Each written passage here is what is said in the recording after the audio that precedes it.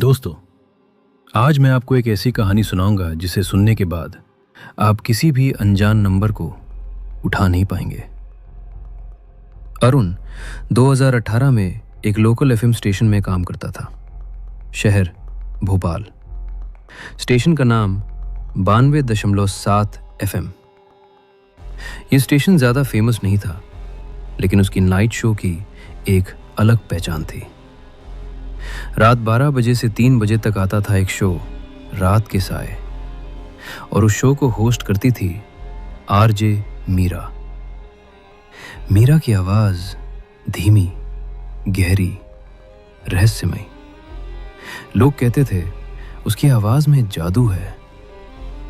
वो डरावनी कहानियां सुनाती थी, लेकिन कभी चीखती नहीं थी, बस धीरे धीरे बोलती थी, जैसे आपके कान के पास खड़ी हो। टीआरपी बढ़ने लगी, लेकिन अजीब बात यह थी, हर रात 2:13 AM पर स्टूडियो की लाइट हल्की झपकती थी और उसी वक्त मीरा की आवाज बदल जाती थी, थोड़ी भारी, थोड़ी अलग। अरुण ने सोचा माइक इफेक्ट होगा। एक रात 2:13 पर फोन लाइन अपने आप ऑन हो गई। कॉलर आए डिब्लैंक। मीरा ने कहा, हेलो, कौन बोल रहे हैं? दूसरी तरफ बस सांसों की आवाज। फिर एक धीमी फुसफुसाहट, मीरा, मैं पहुंच गया हूं। मीरा कुछ सेकंड चुप रही, फिर बोली, आपकी कहानी सुनेंगे। अरुण को लगा ये स्क्रिप्टेड है, लेकिन शो के बाद उसने मीरा से पूछा। मीरा ने कहा, मैंने तो कोई कॉल उठाया ही नहीं। अरुण ने बैकअप रिकॉर्डिंग सुनी। रिकॉर्डिंग में मीरा अकेली बोल रही थी, कोई कॉल नहीं।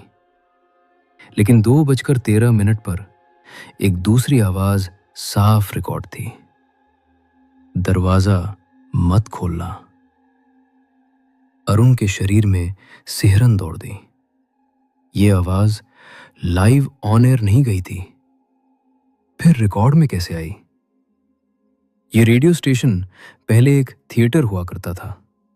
1970 के दशक में एक हादसा हुआ था। स्टेज पर आग लगी, एक महिला गायिका अंदर फंस गई। लोग कहते हैं वो आखिरी गीत गाते हुए मरी, और थिएटर बाद में रेडियो स्टेशन बन गया। स्टूडियो नंबर 3, जहां नाइट शो होता था, वही पुराना स्टेज था।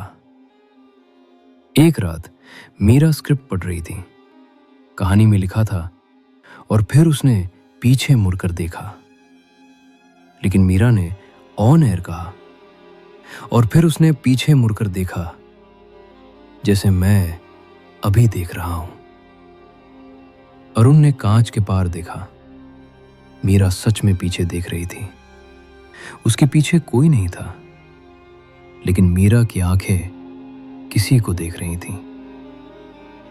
अगले दिन स्टूडियो की दीवार पर एक पुराना दाग दिखा, जैसे आग से जला हुआ।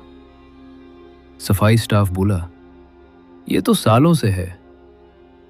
लेकिन दाग के बीच में उंगलियों के निशान थे, जैसे किसी ने अंदर से दीवार खरोची हो। 2:13 AM फोन फिर बजा। मीरा ने इस बार बिना डरे उठाया।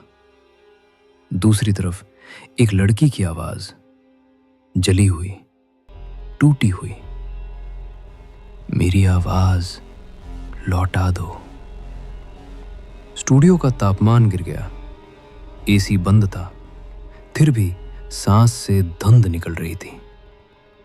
अरुण ने देखा मीरा के पीछे माइक स्टैंड अपने आप हिल रहा है। अरुण ने पुराने आर्काइव खंगाले। उसे 1974 की रिकॉर्डिंग मिली।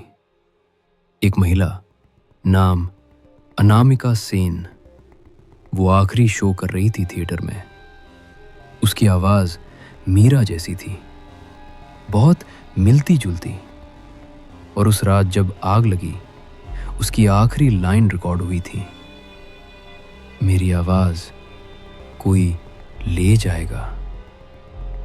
एक रात मीरा नहीं आई, फोन बंद, कोई संपर्क नहीं। लेकिन 12 बजे स्टूडियो से शो शुरू हो गया। रात के साए, आवाज मीरा की।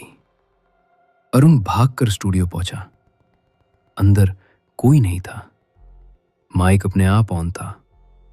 कुर्सी हिल रही थी और आवाज बोल रही थी, हानि सुनाऊंगी।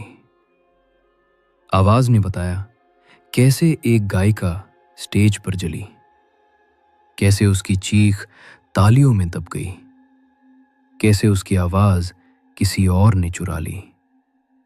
और जैसे जैसे कहानी आगे बढ़ी, स्टूडियो में जलने की गंध फैल गई, दीवारें गर्म होने लगीं। अरुण ने दरवाजा खोलने की कोशिश की। दरवाजा अंदर से बंद था, लेकिन अंदर कोई नहीं। घड़ी ने 2:13 दिखाया।